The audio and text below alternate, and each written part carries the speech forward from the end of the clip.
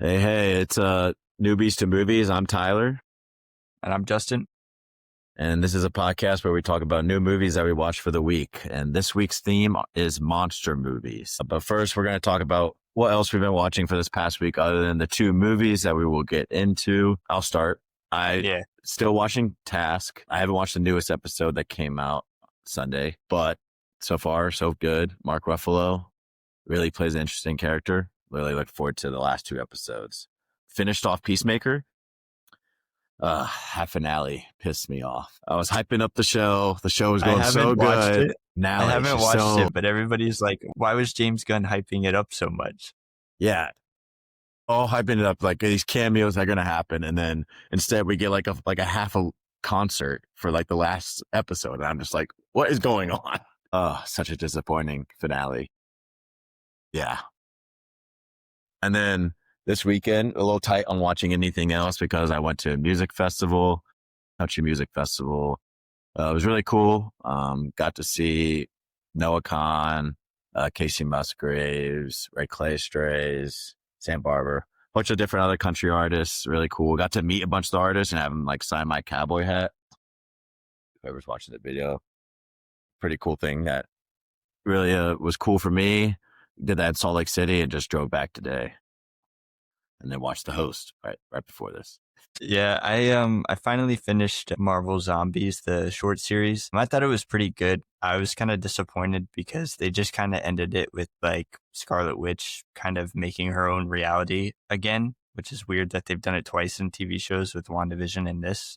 So it's kind of like, well, what was all that for if we're just going to have the same thing happen again? But the characters were interesting. I think it was cool. You had like crosses between some characters in this universe. So specifically, I loved Blade and Moon Knight. Obviously, like Mark Spector as Moon Knight died. So Khonshu like found Blade and took him as his like avatar. It was pretty neat. There was like some different characters like that mixed in, but I need to get into Peacemaker now and looking forward to Gen V as well, the Boys spinoff series. Yeah, I've been keeping up with Gen V. I haven't watched the newest episode. So far, it's just as good as the first season, I would say. They're integrating more into like the boys world, which is pretty cool to see. Yeah, I like it so far. It's not as like the boys like nasty stuff, even though there is some stuff and you're just like, well, there it is. They just sprinkle in like some crazy work and you're like, well, I'm looking forward to the new boys season coming out though. Yeah. As well as good season, right? Yep. As well as I'm really looking forward to Stranger Things finally ending in the next 2 months. But I'm a little nervous. Every episode seems like a whole movie. Yeah. They said every episode's over an hour and the finale is apparently 2.5 hours. And I'm like, all right, do TV shows just not exist anymore? We're just going to do movies now? Or 8 movies. But, yeah. Those poor actors finally being released. Cool. So getting into our theme for the week, it was monster movies with the two movies that we picked being The Host, 2006 version, the Korean version, probably way better than the American version that isn't actually about a monster. It's about some other like dystopian world. And then Nosferatu, which came out like 2 years ago, based off of like a 1922 film. So made by Robert Eggers. Monster movies themselves, I think they're a really interesting concept because when we get into the draft, a monster could be themed about a lot of different things because you got like werewolves, fires, kaijus, but then you also got like human versions of monsters that you could also count. What do you think of monster movies? Yeah, I like monster movies because you're typically putting like really, really like monstrous themes, no pun intended, into a character that, you know, sometimes seems undefeatable. I like monster movies when they're done well, but they can really fall flat on their face, as we've seen many times before, specifically with like the Universal universe. You know, Dracula, Frankenstein, The Mummy, all those have really fallen on their face a couple times in the past 20, 30 years compared to the originals. So hopefully they can do something with that. I think you have to make the human characters connect with the monsters themselves in a way. And sometimes that can be a tough touching point. Yeah, I definitely agree because it's just like scary movies where if it's not done well, you kind of just miss out on the plot. And with monster movies comparatively, they try to just get after like the factor. For example, like probably the newest like mainstream Godzilla and King Kong movies, like a lot of those, I think they're just going off the fact that like CGI and how well they look rather than actual plot and well told stories, which we'll get and then into. you take that and you compare it to like Godzilla -1, right? And Yeah. there you have like such deep human characters with really like tough themes involved in them. And that did so well, right? Like, so it's just kind of how you balance the plot regardless of what monsters you're involving. Yeah, exactly. There's another one, Wolfman, that came out in the last year. I haven't even seen it, but I've just heard such bad reviews because it's about a werewolf, but like apparently it's just them running away from a werewolf the whole movie, but like nothing else. There's like no dialogue. It's just jump scare after jump scare. But yeah. So we'll get into the first one that we'll do is The Host. So it's a 2006 Korean-based film, almost entirely in Korean. So you have to read subtitles for it. It's on Hulu currently. So if you're interested in it, I highly recommend it. The director is Bong Joon-ho, who also did Parasite, the new Mickey 17 movie, Memoirs of Murder.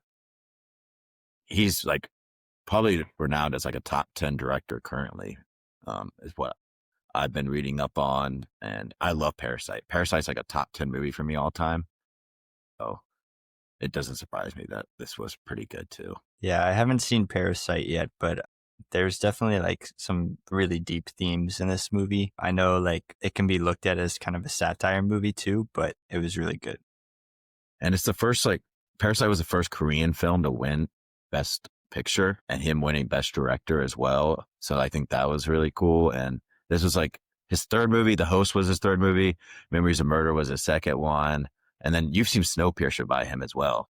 Yeah, I was really excited for all of his new stuff. Mickey 17 I liked, not as much as like some of his other movies, but I still think he's a really exciting director himself. And I think this movie really just showed like how well he progresses as a director himself, because this movie is based off of all he got the idea was that people saw like a weird looking creature in the Han River. And then he just took that and ran with it and made this entire movie off of that idea. Yeah, so I thought that was, yeah, especially because at first I thought this movie was like not going to be that deep, because I was like, oh, this main character, Song Kang-ho, is who plays him. And I was like, oh, he's kind of stupid playing this stupid guy. But then it gets like super deep and you're like, oh, wow, like this is some context to it. Yeah. So getting into it with the plot, I gave it an 8 out of 10. I really appreciated it. Like how right away they just showed the monster. They talked about it. A lot of directors that now do that with their monster movies all refer back to this as being their inspiration, because it used to be you don't show the monster until like to the back half of the film. This just throws it right at you, right in the first 10 minutes. It's like, yep, here it is. I think there's something to be said for that too, because now you know what it is and now you know what's coming. I know like the whole idea behind Jaws was like the fear of the unknown, but also now we've seen so many of these monsters. I want to know what's coming. I want to know what's going to happen, and I want to know what to be scared of. I think that was a big part of this film. You knew what it was and what it was capable of, and now you just had to watch out. Yeah.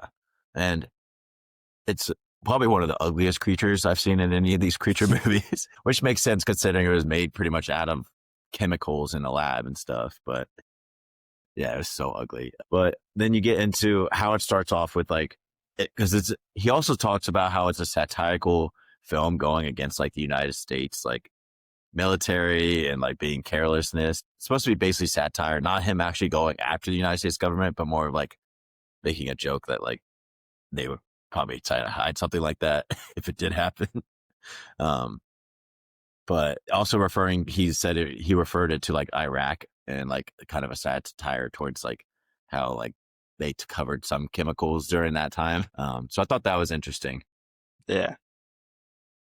And then you also like, you start off monsters right there, and then it gets into like how the government is using this virus as like kind of a hoax thing to really like just scare the public, to really hide it. but then the family just keeps going through like the most treacherous things. And then the climax was really like fulfilling, I feel like, in a way of like just really cool to watch, but also like the way they killed the monster as like kind of a family. Yeah. Yeah, no, I with the like the hoax was really interesting because you were at a certain point and you were kind of like, should I be more scared of the virus or the monster itself? And then you started questioning, should I be more scared of the humans trying to capture this monster or should I be more scared of the monster? Yeah. And then like sadly it ends with like Hung Sao, like the young daughter dying, but then the way she died, she saved another, like the young boy. So that was like really interesting. And then the way it ends with like him being careful about what's out in the snow, but then like them just eating together. I don't know. I feel like that was like such a simplistic but like perfect ending to that kind of movie. It was pretty perfect because obviously you see that now his guard is up and he's kind of reserved, but he's still enjoying life instead of sleeping it away like he was before. Yeah, it starts off with him sleeping, being a lazy bum, not being probably the best father, and then seeing how well like he changed his hair, actually like looks like he showers, and that looks like he takes care of himself by the end of the film, cooking him like a whole meal instead of giving like what he gave his daughter, a beer right at the beginning. So seeing how like that, even though that crazy experience that he can't even control still like changed him for the better. Cause like at the end of the day, like none of that was his fault. All that happened. It was just a crazy monster. Yeah. And he honestly did what most fathers would do, like went all out trying to kill that monster. It's still crazy. Now getting into characters, I gave it 8 out of 10. I really enjoy like all like the family oriented part of it. So you got like the lazy dad, and then his brother's like a political activist, and then his sister is a world-renowned athlete trying to win archery who choked. And then like they really caring fought like the grandfather or the father of the three of them, and then the daughter who was fighting the whole time. What do you think? Yeah, all the characters were really fleshed out. I feel like this is what I was kind of getting to with monster movies a little bit earlier. Is like when you have this giant creature, you have to tell so much about its backstory, but they did such a great job about actually fleshing out the human characters. I cared about all of them throughout the whole movie, and that's what made this movie good, not necessarily caring about the monster. Yeah.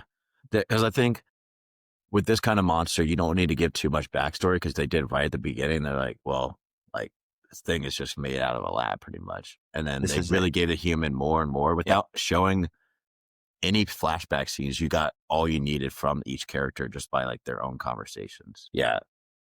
Now getting into acting, I gave it a 10 out of 10 because I think this is probably one of the most well acted. I think this is a really hard film to like act in. The way that the CGI was back in 2006 probably, and looking at the budget for the film, it was good, but I'm pretty sure Korean CGI was not the best. Like you could see with the monster, it didn't look absolutely the craziest. Yeah.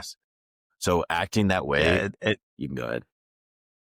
No, I was just going to say it looked really bad at some points. Yeah, for sure. But I don't think that's anything against like them. Like the way the movie was made was probably just whatever production they had at that point. Yeah. Because, I mean, Transformers was made like 2 years after this, and we all know how good Transformers looks. But the acting itself was really well right at the beginning, and then you could see him transforming himself. Like specifically, I want to call out Song Kang-ho is like his actor's name. He's also in Parasite. He's also in Memories of Murder, and he is really good in all three. And it's crazy that he only does Korean films because I wish he would like, cross over and try to do some American more films. But yeah. I looked and I think he made a brief appearance in Snowpiercer as like a background person, just because, he's always with him, the director. Yeah. So that is kind of cool to me. Yeah. I was surprised he wasn't in Mickey 17 at all, like, because they just work together almost all of his movies. And he's like one of the main characters or main actors in all of his movies. I'm getting into cinematography. I gave it a 7 out of 10. I think it was all shot well, other than like the monster scenes, because it just looked very 2006 to me. So you can't give it like too good of a score based off of that fact. But yeah, I don't think there's much else to talk about cinematography other than like, because I've never been to Korea, so I can't talk about how well it represents it. Everything I've read up says it looks exactly like that. They like the scenes, like the mini marts part scenes, and then like the Han River being included because they did film right on the Han River. So I thought that was cool. Yeah, I And think then, one thing I'd add to the cinematography is there was like really good tone shifts. It would go from being kind of like a dark, like monster movie to like a comedic, like family drama kind of thing sometimes. And I thought that was a pretty good feat to accomplish in this movie. I mean, to kind of balance both that well was really good, especially when it comes to the cinematography. yeah. And the difference I could tell in like some of the action scenes is almost every time the monster would hit one of the family members or like throw them, it would like slow down and then like jump cut scenes to like either blank empty and then back to them, blank empty back. And I thought that was interesting, like a cinematography decision as well, compared to I think a lot of American movies don't do that very well. Not getting into dialogue, I gave it 8 out of 10. Specific call outs to like the school gymnasium scene where they have like all the pictures of all the lost ones and then them all like losing their mind to each other, but then like blaming each other. But it feels like very emotional at the same time. Uh, yeah, I thought that dialogue is like a specific scene that I wanted to. Yeah, the dialogue was good. It was also kind of funny just seeing them all sitting on the ground rolling around crying. I was like, oh, they're really going for the, really being sad part here. Yeah. But then like I think us as like an audience knows that she's probably still alive because they're like, no way you just kill off the little girl right at the beginning. Like that would have been a wild choice. I was like, where would the movie go from here if you just killed her off right away? So like knowing that without even reading up on it before, I already had a feeling that she was still alive. So I think that's why I added some comical fact, especially with like them trying to kick each other. But and then yeah, especially the opening scene of like when he has like the beer, giving it to like the random people right before the monster comes, and then they like chuck it at him and all that kind of stuff. I thought that was like pretty funny. Now getting into sound effects, I gave it an 8 out of 10. I think a lot of it added well to like the action sequences. I don't think like a soundtrack wise, it was like anything crazy special, but I think they used good moments of like intense timing of like music, if that makes sense. Yeah. Yeah, it was good. I think the monster sounded good too. And especially like the final fight scene, I thought all the sound effects were really good, with the fire, with the gas, with the monster. It was probably a lot going on, but it all worked well together. I totally agree. Not getting into the set design, gave it a 6 out of 10. I think again, it was decently well, just nothing like crazy special, I would say about it that I was like, you know what? Yeah, this is like a top tier, like set design or anything. I think it was just interesting placing in like real life places and all like that. It's pretty cool. Yeah, the repetitiveness of the sewer system stood out to me. Just made it feel, when they were searching that they were going in circles. But there was a few times, when you run into the little boy, stuff like that, you see that one entrance that's looking out to the bridge. It's like, oh, okay, I know where I'm at here. And then it cut to another place and you're like, I'm lost again. And this is, I imagine, how they were feeling in there. Yeah, no, for sure. I think the whole sewer system, like with the fact that like she was the only one that lived and he did, um, this is not more on the set design, but just like interesting thought that like all the adults didn't survive the monster like taking them, but the two kids did, which is like just interesting. I wonder if like the creature, like if the human or if like the adults just like knew how to fight more and maybe they weren't passed out. And that's why like Mm-hmm. maybe the monster like crushed them at that point. I Yeah. don't know. I think it's interesting to think about. Or maybe they were like, because he was like holding them in its mouth. So maybe they were like too tall. They were already deep enough in to like die. Okay. No, yeah, that would make sense too. I don't Cause know. Just a thought. yeah, yeah. Because it is interesting that only the two kids like were surviving that, and none of the adults. And then you Yeah. like have them living through that, and then the most nasty scene was like the monster like spilling out all the bones like right on them, pretty much. I was like, oh, Yeah, that was that's sick. not it. Yeah, I can imagine if that was like made today and like made it look really realistic. I'd be like, all right, this is like a little too far. This is like getting into like And then he kind of spit out the beer can. Yeah. He spit out the beer can that she was like wishing for, and I was like, she's never gonna want beer again. How old do you think she is in this movie? I don't know if it ever says that or if I ever found it, but Maybe like, like 10, 11. yeah, I think he handed her a beer. Like, it's like, all right. It's like, all right. I don't think that's normal for Koreans, but maybe it is. So that was interesting. Getting into directing, give it a 9 out of 10. I could see where this film kind of leads to like his masterpiece of Parasite and how well like he cuts scenes and directs them in a certain way. I could see it here and where it's leading up to like just getting better for him. Yeah. It's probably one of my favorite directors that now I want to go watch like his other films that I haven't seen. Could you? I want to watch more. I've only seen Snowpiercer in this, so I really need to Yeah. get in on it. Maybe we'll do them one week. Yeah. Maybe we have to do specifically just Bong Joon-ho just to call out Parasite for finally. Yeah. But I think there's not much else to talk about. And then he's awesome. He's been nominated. Like he's one of the main Korean directors that gets nominated a bunch by the Academy for a reason. He's won multiple like film festival awards as well. And a lot of people like call him out as giving inspiration to like their specific films. Trying to figure out something because I found somewhere where people were specifically calling them out. I saw we might have seen the same thing. I saw John Krasinski kind of call out this movie specifically as inspiration for A Quiet Place. I thought that was kind of cool.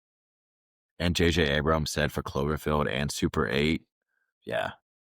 Yeah, John Krasinski, he also did. Yeah, it's pretty high praise. Yeah. They were all like, yep, pretty much we did it based off of like his ideas, the way they cut scenes. And you could see it actually.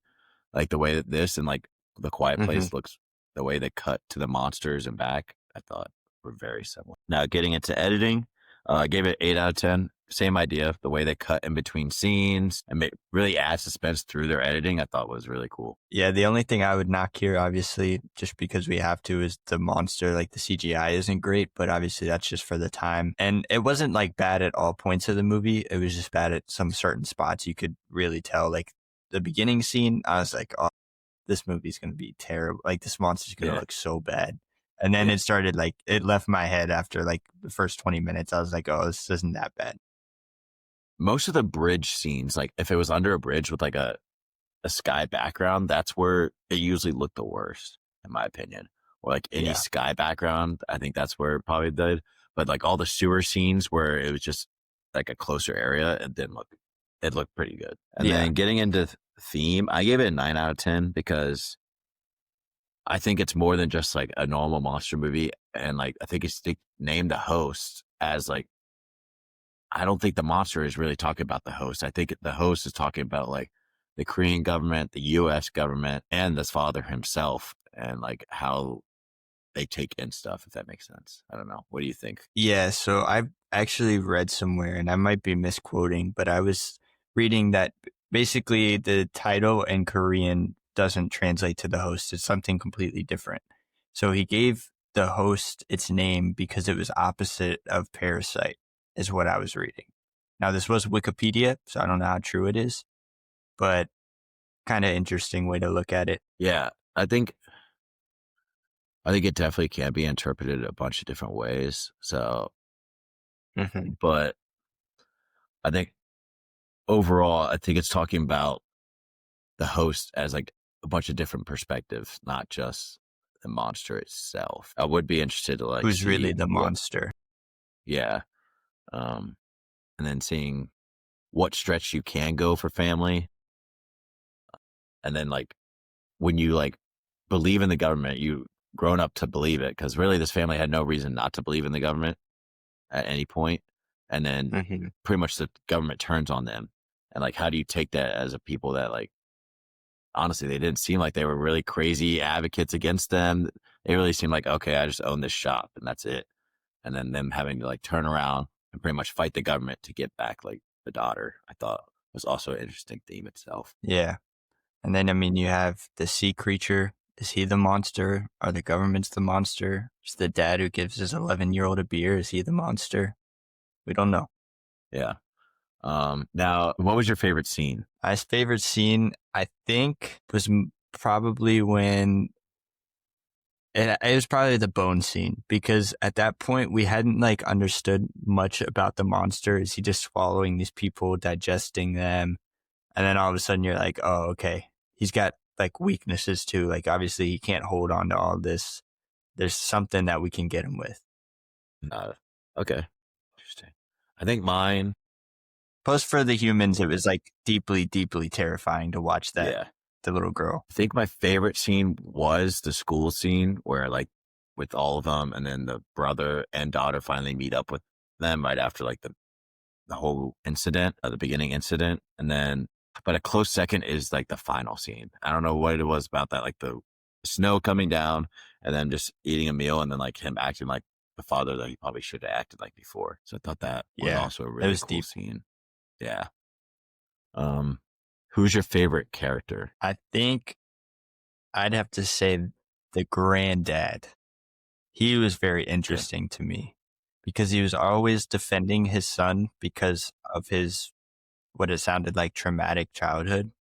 But at the same time, he wanted him to get his butt in gear and learn to be a better father as well. And he eventually, I think, taught him that. Yeah. It's hard for me because it's like really close between Soo or Gangdu, the father and daughter. I would have to go with the daughter though. I thought she was like really interesting, sacrificed her life really for the other without ever really knowing him before, and just being like a true fighter through and through. So I think that, she was my favorite character by far. Okay, now getting to the rating. I gave this movie an 8.5 out of 10. I gave it a pretty high rating. Yeah, I really liked it, even though I kind of sped watched it. I gave it a 7.8, a little bit lower, but I still enjoyed it. I think there's like some small things that I could nitpick for days about, but like at the end of the day, it's a really good movie and I recommend it. Yeah, I would definitely recommend this to anyone that's listening. It's on Hulu. Even if you don't like reading subtitles, which I know a lot of people complain about, like, oh, I don't want to watch a movie if I just have to read the whole time. I would still say give it a chance because you'll be surprised by films, especially international films. I think I've been surprised by almost every one that I've been recommended to, and I'll be like, okay, yeah, I should probably watch this before. Yeah. Now getting into the next one, Nosferatu. So Justin, you could take the way. Yeah, everybody buckle up for a flat ride, I guess. I don't know. This movie, I was like talking to everybody about this, and I was like hearing so much hype about this when it came out. I think it was last year, and I don't know. It just kind of fell flat to me, but I'll just get started with it. For plot, I gave it a 4. Obviously, it's set in the 1830s, so from what I understand, it's a direct remake of the original Nosferatu. It's his own take on it. Go ahead. It's Robert Eggers' like own, pretty much straight adaptation, but like he filmed it in his way that he wanted to, which we can get into once we get into Yeah. So you have the real estate agent, Thomas Hunter. He travels to Transylvania to meet with Count Orlok to, sell him a home. And then in his absence, his bride is, left under the care of his friends. And she is like, constantly talking to Orlok about some deal that she made with him in her past. I thought it was frustrating specifically with the plot that Orlok's whole stick was that she had to submit to him willingly. But then he would like literally hold her friends' lives hostage to force her to submit. I'm like, that's not willingly. You're doing it to make her submit to you. I didn't really understand that. That kept falling flat for me. Yeah, maybe I shouldn't really understand. I guess like she gave up like right at the beginning.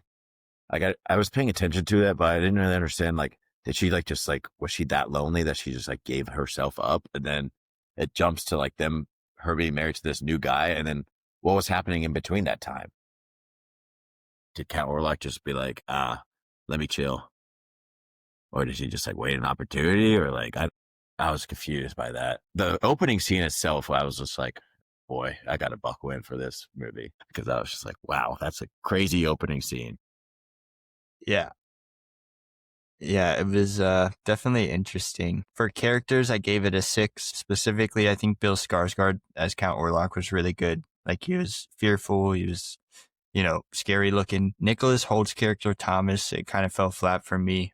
Obviously, he cared about his wife the whole time, and he wanted to kill Count Orlok.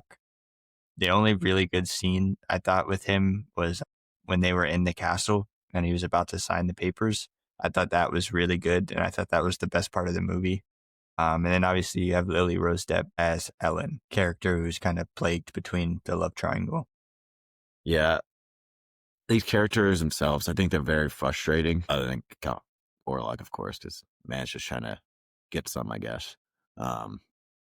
But yeah, the Hutters, Thomas and Ellen, they're really frustrating. And then Friedrich Harding, like the Harding family, I'm like, dude, like poor Aaron Taylor Josh's character, just like the way the family died and all that. Like, it's just so, like, you didn't believe them. By the time you did believe them, it's pretty much game over. But yeah, I don't know. That family's character is really frustrating. And then Willem Dafoe is also in this. He's like a alchemist doctor, and he's the only one in that whole city who somehow knows about the vampire coming. Yeah. Like, what? And then they call him crazy, and then they're like, oh, wait, no, this guy's probably on something. It's like, yeah, no shit, he's probably on something, guys. William Dafoe kills it in everything he does, though. So, like, I wasn't surprised when he was just out there out-acting pretty much everyone else in the movie. Yeah. And no, his character felt the most real. Yeah. And then Bill Skarsgård always kills it. He killed it as Pennywise. He killed it as this. Pretty sure he's coming back as Pennywise in the new It show. And I think he's playing another monster, like Frankenstein, maybe. No, not Frankenstein. He's playing somebody else. Yeah. Monster. I know he's in something else coming up. I don't remember what. But yeah. For cinematography, I gave it an 8. I think this was one of the best parts of the movie. I thought it was really interesting with the darkness. There was multiple times, though, where I was like staring at the screen intently, trying to see what was in the darkness, and I couldn't find anything. Yeah. The night scenes and sequences are great, but it was on the edge of being a little bit too dark for me to see. But it could have just been my TV and everything too. I've read a lot of reviews about theater, experiences, and they said it was pretty great. Yeah, that's what I was about to say. I think you have to watch this in the dark. You can't watch this during the light day, I think. It kind of just does the movie on injustice if you watch it like during the day. And then again, in the theater, I can imagine this probably looked really cool because Robert Eggers is pretty known for how well his cinematography is. Mm-hmm. I thought it was amazing. This is actually one of the nominations he got at the Academy Awards was for Best Cinematography, which it makes sense. Shout out to the scene where like his hand is going over the city. I thought that was really cool. That did look really cool. And the shadow was kind of like, yeah, that was neat. There were some cool scenes like that, especially in the castle too. I thought everything looked really good in there. But for dialogue, I gave it a 6. If you like old English movies, you'll think this dialogue was great, I'm sure. It just kind of was hard to understand sometimes. I had to turn on subtitles just so I could like kind of understand their wording and what they were trying to say. Just not my thing. That's all. Like, I understand that's like what some people really dig. And my favorite quote was by Ellen, "Professor, my dreams grow darker. Does evil come from within us or beyond us?" That was the only deep quote I found in this whole movie. And I think that was kind of what brought this movie down. Yeah. But yeah, give me something like that. Let me think for a minute. Yeah. I think so. Eggers he's only done like timepieces. I haven't seen The Lighthouse. Mm-hmm. I don't know if that's a timepiece or if that's just like I think it's a timepiece too, where like they all talk in kind of like older English ways. So I'm just interested in like, it's a very filmy type of movie, the way they talk, where, if that makes sense, like a very artsy way rather than like just straight up being like, what are you guys saying to each other? I had the same way where I was like, I understand like probably people really like that part of it. But again, I think you could do that and still have deeper talking points. Specifically with The Witch, which is the first movie he's ever done. I watched that and I understood like the dialogue a lot better, and it was a little bit deeper in that movie than it was in this movie. Well, I was going to mention too, We saw it in Poor Things. That was very, very old English, like style talking. And it was great. Like we understood, had really deep conversations, but here it just really fell flat. Yeah. Which again, it's talking about like monster themes, how a vampire himself, like maybe it's not like a super dark or deep meaning, but like they could have gone more into like the family aspect about like fighting for someone you love, being scared of death. Like they could have got a lot more deeper than they did at first. Yeah. I think the highest category I scored was set design. I thought the city was great. I thought the castle was great. Very dark, like a maze. The castle was pretty much brilliant. I mean, dusty, nasty, ratty, any adjective you could think of, it was perfect. And it made Thomas feel so lost. That was like the biggest thing is obviously he was like, it seemed like he was drugged or something was going on, but he was just absolutely gone that whole time. Yeah, it was really well done. I really like the set design. Again, that's something about Eggers. Apparently all of his movies, timepieces, it looks great. It looks exactly like what he's trying to portray with it, and he does it with this. Nominated for Best Production Design and Best Set Design. Yeah, and Best Makeup and Hairstyling. Yeah, pretty looks pretty cool.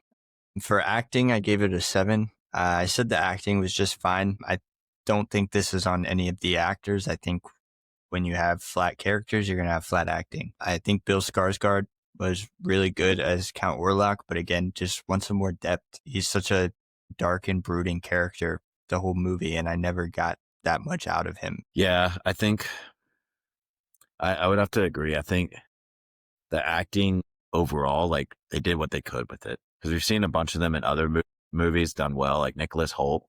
I think he's like a great side character in almost every movie he's ever been in. We saw him as Lex Luthor this year, Superman. He was great. Willem Dafoe, he's literally like awesome in everything he does. Bill Skarsgård, even Ralph Ineson and Aaron Taylor Johnson. Now, Lily Rose Depp, this may be like the peak for her because some of her other stuff apparently has not been received well. I don't think she's really set up to be in a lot of other movies because of how well or how bad her show with The Weeknd went. I don't know if you heard about that show at all, but it went pretty bad. I didn't. Yeah. It was like pretty hyped up, and then everyone's like, this is horrible. Yeah, this is by far her highest rated movie. Everything else is in like the 20%.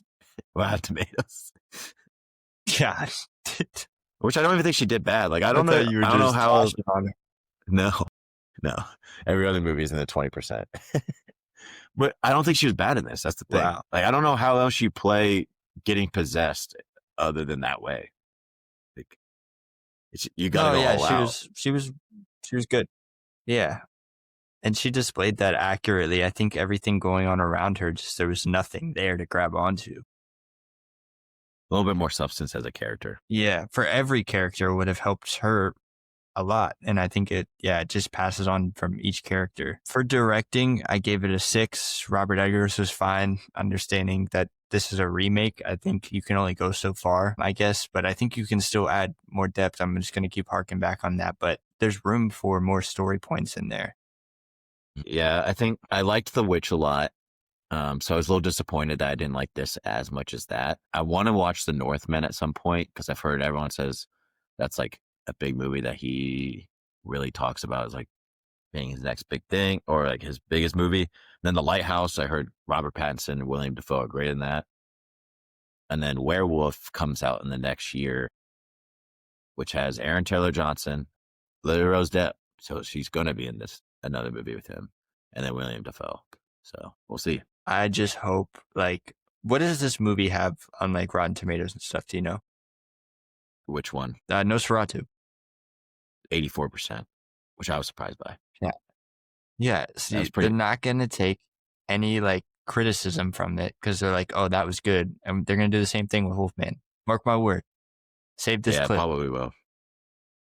The only thing is, Werewolf is not, I don't think it's adapted from anything. Let me make sure. Yeah, so you can make a story out of it.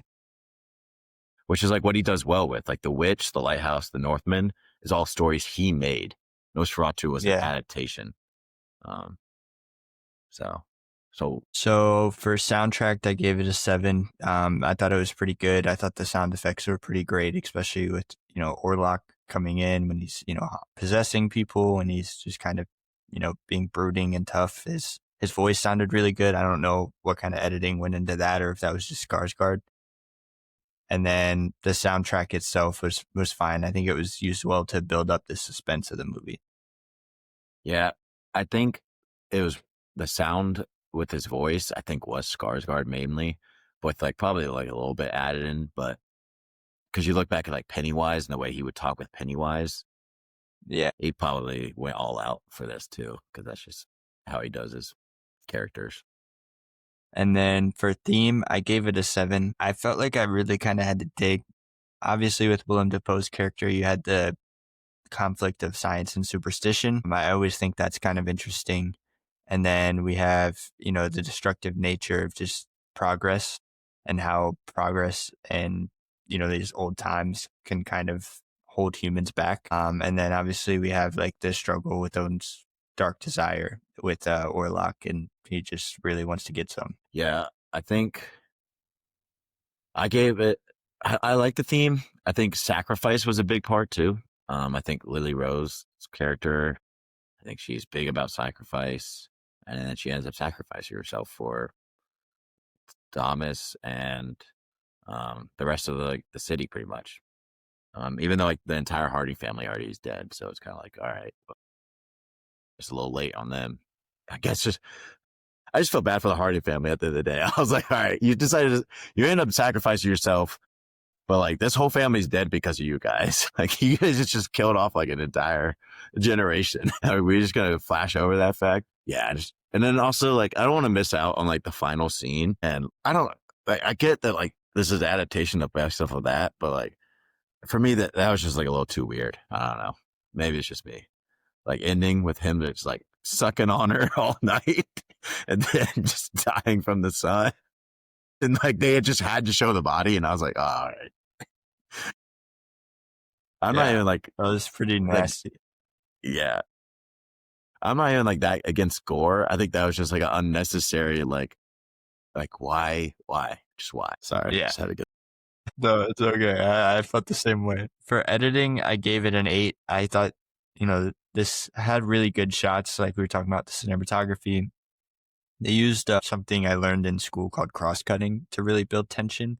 And then the scene with Thomas and Count at the table signing papers was a great example. So they're like constantly cutting back and forth. And then obviously like that was where we first saw the signs of him being Nosferatu as he was moving around the table like extremely fast, and the camera was cutting back and forth between the two. That just kind of subliminally builds that tension in your mind when you're watching this. Mm-hmm. No, I think it was edited really well. Just like any like one-on-one scenes like that, I think it's really cool when they like pan the camera around and cut to each other. There's nothing crazy to say about the editing other than it's like it was good. Yeah. And then so for my overall score, I gave it a 6.8 out of 10 or 68. Okay. Yeah. I gave it a 6.7 out of 10, so about the same. We both weren't the biggest fans of this movie. I think I wouldn't, I wouldn't give this as a recommendation, but if you're into like old English movies, I would recommend this to you. Like if you were like, yeah, like I like those kind of movies. Or if you just like vampire movies in general, I'd be like, you know what, you go ahead. I wouldn't recommend this to someone if they're just like looking for a good film, if that makes sense. Dude, that was my thing. Like with this, I've never been into werewolves and vampires and Frankenstein and all that. I was like, I heard such good things. Like, I'm excited. I want to jump into this, like, like dark universe type thing. Just like fell flat for me. Maybe it's just not meant for me. I gave it my shot, I guess. But like a good example is like Sinners this year, right? A vampire movie that I think was done so well. Yeah. And that's like an example of like a good, like sci-fi movie that like the monsters themselves don't have to be the key part of it to make the story itself so good. So that kind of biased my way to being like, I see how well a good vampire movie can be done. And then it just kind of misses with this one, I think. It being like completely good. Like, I think there's some really good parts to it, but I just think like with a lot of these movies, the monster itself should be the tension and not the entire plot. Mhm. And I feel like No. that's what this movie didn't do. The entire plot was Count Orlok, and it just kind of fell flat because of that. hmm Nah, I definitely agree. I think when we get into our draft, a lot of the movies that we're going to be picking is like, even though a monster is like what it's revolved around, it isn't like what's adding a lot of like the tension and the story plot development. So I think that's interesting too. Um, yeah. What was your favorite scene though? Definitely that castle one. I kind of already, rambled on about it, but I thought Yeah. it was perfectly edited, perfect conversation, perfect fear involved. And I was excited because that was at the beginning of the movie and I thought we were going to have that all the way through, but we didn't. Yeah. I want to say, I think maybe just the shot itself of like the handover, I thought was just really cool. They were hyping it up in the trailers, and then Yeah, like that the was way it neat. evolved in the movie, I thought that was really cool. But I think the entire ship part of it was really cool, actually. I think that was probably my favorite because there's a lot of like built up tension throughout it. You're like, and then it shows like the light of Orlok, Count Orlok, like shows the light of him, and he's right behind him, but he doesn't know. It's like a classic, like, oh, we see it, but you don't. And then it gets him, and I'm like, oh, that's cool. Yeah. Okay, let's get into our draft now. So the draft that we are doing today, it's going to be Monsters draft. Now getting into like the categories that we decided on, it'd be box office, so over 100 million. Oscar, so it has to be Oscar nominated.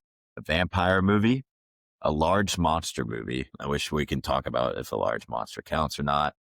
And then a human, meaning like human is like acting like the monster in the movie. Again, we'll talk about if it counts or not for each other. And then wild card, which could be really any other type of movie that we could count. Yeah, I'm looking forward to this. I have a list of like all monster movies that I just have, but I probably, for like box office, I should probably look up some stuff, but I kind of just wanted to do it real time and just, see what happens. Yeah. Feel it out, man. Yeah. So we'll do a random name selector to see who gets to go first. Okay. Long spin. Yep. Just keep giving me ads. I finally get to go first. Let's go. Let's go. I was about to say, if you don't, people are going to be like, this is rigged. Yeah. They're going to be like, all right, we get it. Justin just gets to go first every time. All right. I think what I want to take is the movie Nope. I just want to see which category I want to take it in. Yeah. Smart placement. Yeah. I will let you know that it is over 100 million, if that's what you're Okay. wondering. I checked that. I wanted to see if it got anything from the Academy, like any love. No, I looked it up and it said the first thing was a Reddit article. Somebody was like, all caps, how did it not even get nominated? Yeah, that's insane. I love this movie. I rewatched it. I rewatched it this weekend, and like 2 weekends ago, we watched it this week because I was in a hotel and it was like one of the only good movies on. So I was like, all right, even though I just watched this 2 weeks ago, I'm going to watch it again it's good. It hits. Yeah, it's so good. Yeah, but I'm taking it in box office then. Nope. Yeah, Directed that's by good. Jordan Peele. It's basically about an alien creature that is like living over this horse farm where these horses were used in movies. It's based around an idea of like how Black Hollywood, how they were still involved even back in the day when they weren't allowed to be actors, but they were still involved with the like production and all that stuff. Kind of dives deeper into that, and Stephen Yeun's in it as well as like a child actor, and you can see like how he's so obsessed. But then like there's just so many like deep parts to this movie that like, yeah, if we didn't already see it, we probably would have done it as one of the movies this week. But we both already saw it, so pretty sure I we think saw we it together. saw it together in theaters. Yeah. Yeah, we definitely did. Yeah. It's just so every time I watch it again, I get something else out of it that I didn't see before. Mm-hmm. Daniel Kaluuya, so good in it as well. Waiting for Jordan Peele to announce he's going to do another movie. That's what I'm honestly just waiting for. Yep. So for mine, I'm going to go ahead and get Large Monster out of the way. And I'm going to take Godzilla -1, the largest of them all. I had a feeling that was going to be yours. I think this is a top 10 movie for me. I really love this movie. I think that specifically what we were talking about earlier, I think the human characters are just as fleshed out as Godzilla. Plus, we don't need another Godzilla backstory. We've seen it 1,000 times, and they were not scared to, not get into that. I think this is one of the best monster movies there is. Yeah. I really liked it too. I don't think I liked it just as much as you, but like, I really liked this movie too. It's really hard to choose between this one and Nope for me. So, but went with one that I usually rewatch a little bit more. But yeah, you're right. I had a feeling you were going to pick this one for your first pick, no matter what. Okay, it's your pick too. Oh, I get to go again. I'm sorry. Snake. Let me go with vampire. I'm going to go Bram Stoker's Dracula. I really like this movie. Everybody calls this the horny Dracula movie. I haven't seen it. They're not wrong, but I did watch this. This was the first movie I watched in my cinematography class in college, and this really like kicked like movies off for me. I've seen other movies at the time where I was like, oh, okay, I think like artsy people might understand this. But then I realized like anybody can like understand and love movies that they would have no interest in otherwise. So this movie did that for me, and I really enjoy this movie, and I need to go back and watch it because I haven't seen it in about a year or two. I think I've seen this one, 1992. Yeah, it's like regarded as the best Dracula movie, I would say. But is it? Yeah, it's the one with Gary Oldman, Keanu Reeves, and Gary Oldman. It's weird because it's like Rotten Tomatoes is 69, which is one funny, but also, yeah, considering it's like a very horny movie. But I've heard like this is like hit or miss for people. Either people really love this movie or they really don't like this movie. Yeah, no, definitely. And like I think that's okay. Itself was, apparently production itself was like really chaotic. Francis Ford Coppola. He also just did Megalopolis, which was like a total like disaster, which also apparently had really bad production. So did Apocalypse Now. So maybe it's just him. He doesn't know how to run a set that well to where like the actors end up hating him. Yeah. But it seems like he puts himself in bad spots a lot. Yeah. I think almost all the movies that he's done, other than Godfather, I haven't heard any bad set stories about that. All the other set stories I've heard have gone pretty bad. He also did Outsider, which I didn't know that. Just learned that. Okay. Gotta find an Oscar. Okay. First, I'm going to go with Vampire, and it's going to be a movie from this year, which may seem like a recency bias thing, but it is currently still my favorite movie of the year, even after seeing one battle after another. I love Sinners. Sinners is awesome. It's crazy cool movie experience to see. I saw it in like a 4D chair. So like during like the music scene, it like revolved you around during it. And that was really cool. Whoa. Yeah. That like added to it. Yeah. And yeah, I rewatched it I watched it 2.5 weeks ago again. And I was like, yeah, dude, this movie still hits. Yeah. I would have taken an Oscar, but it hasn't been officially nominated for an Oscar yet, but it definitely will. It's going to get Best Picture nominated. It's probably going to get Best Director. I hope it does. A lot of people are worried that it came out too early and they're just going to forget about it. I think it will, because like there's always one movie that comes out a little earlier than the rest. Yeah. But it's going to be in a fight with one battle after another. I have a feeling one battle after another has so much steam right now to win a lot of awards. Yeah. But I just hope they get some recognition. Like at least get an original screenplay. Yeah. Ryan Coogler. Everything he touches as well. Like, I love almost all of his movies that he does. Now, gotta find an Oscar movie. Jaws was, yep, okay, good. If this wasn't nominated for an Oscar, I'd been like, what the heck are we doing? Okay, I'm gonna go Jaws with won. Jaws, because, again, one of the like original monster movies that wasn't just based off of like a fictional character. Yeah. Like, the shark itself is 100% a monster, and it's like hyping it up throughout this whole movie, being scared, and made people scared to swim in the ocean right after for like years. People probably still are. Yeah. Just because of this, even though there's like I think there's been 20 shark attacks in like the last 40 years. So it's not a very common thing, but people, it's pretty scared about it. But yeah, there's not much else I could say. I think I drafted this in another one, the beach one, right? I think I also Yeah, the got beach this. one. Yep. So I love this one. I'm going to go ahead here and take Quiet Place for box office over 100 million. I really like this movie. This was like, I'm not a big horror guy. I'll just put that out there. This movie is so great. And the sound design of this movie, I know, won an Oscar as well. So great. So well done. It was, the perfect small setting, but also on such a larger grand scale where, we see they're doing spin-offs and stuff like that. I haven't seen them yet, but the original was just so great and so well done. Mm-hmm. I really like Quiet Place. Such a cool movie experience, like movie theater experience too. The first weekend it came out, like it was just dead silent in there. Not a single person was talking. Like I think for the first like 15 minutes, which is like such an interesting directing choice by John Krasinski. Like that could go so wrong so quick if it isn't executed right, but he executed it like perfectly. Perfect blockbuster movie too. Yeah. I mean, you had to find a way to build the character development with no sound, which was such a bold way to go about doing that. And obviously we talked about earlier how he took a lot of inspiration from The Host, the movie we watched this week. So I found that interesting too. Yeah. Then before this, he was just thought of as the guy from The Office. He's been in a couple other movies. And then he comes out with this and everyone's like, oh, we see you. Okay.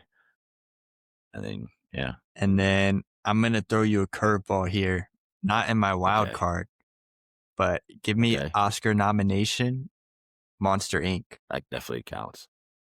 I mean, it's the of course it counts. It's in the title. Such a great movie. My childhood. Everybody's seen this movie. So I'll tell a story my family always makes fun of. We went to Disney World one time and I was standing in front of the Monsters Bay doors and opened it up. And there's James P. Sullivan staring at me and I went running, screaming like a little baby I was. That's crazy. I can totally see your parents doing that. That's hilarious. Yeah. But gotta love it. Another kid story of being terrified from monsters. I'm not picking this movie, but my sister showed my nephews Jurassic Park, not remembering that the dinosaurs eat people in it. And she's like, yeah, I just forgot how like actual like dangerous it is and how scary it is. And I was just like, yeah, how do you not remember that? And now the kids don't like, I don't want to be near dinosaurs anymore. They don't like dinosaurs really anymore. She's just petrified my nephews. Yeah. Okay. Now getting into mine. So I'll ask you a question. You haven't seen Alien, have you? No, I haven't. Or Predator. I'm just wondering if that counts as like a large monster. I think so. The Xenomorph? Yeah. He's a pretty big I mean, he towers above humans. Yeah.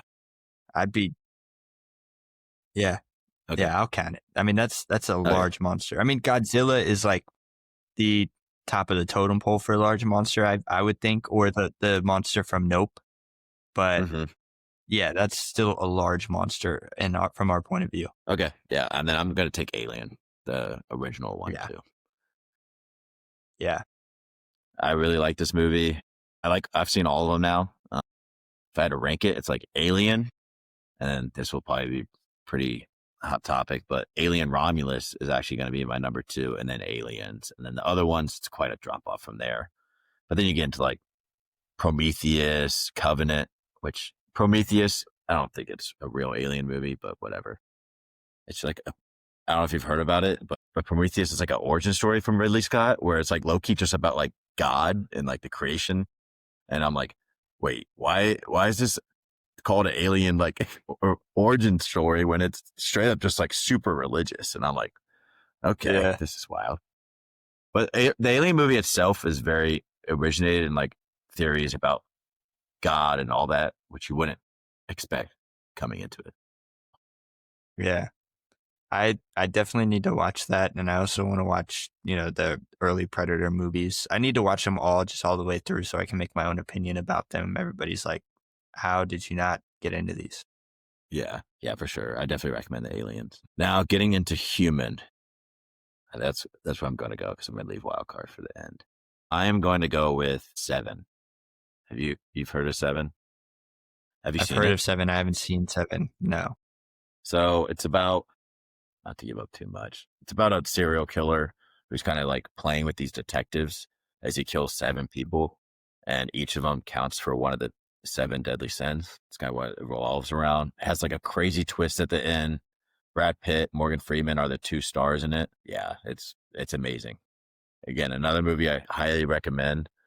Probably should have recommended it this week if we like came into this thinking humans, monsters, but I think we chose 2 more prototypical monster movies. That makes sense. Yeah. Yeah, I've heard a lot about 7, and I'll definitely need to check that out. So for human, I'm going to go with The Shining. This is one of my favorite movies of all time, definitely my favorite horror movie of all time. And a lot of people consider this more a slasher, but I think the idea of Jack Nicholson's character, kind of becoming the monster throughout the movie, being cursed by the hotel and everything about that was very interesting. And I think that's what made the movie so great. Well, yeah, it's because in my opinion, it's just about like how he's turning a monster throughout.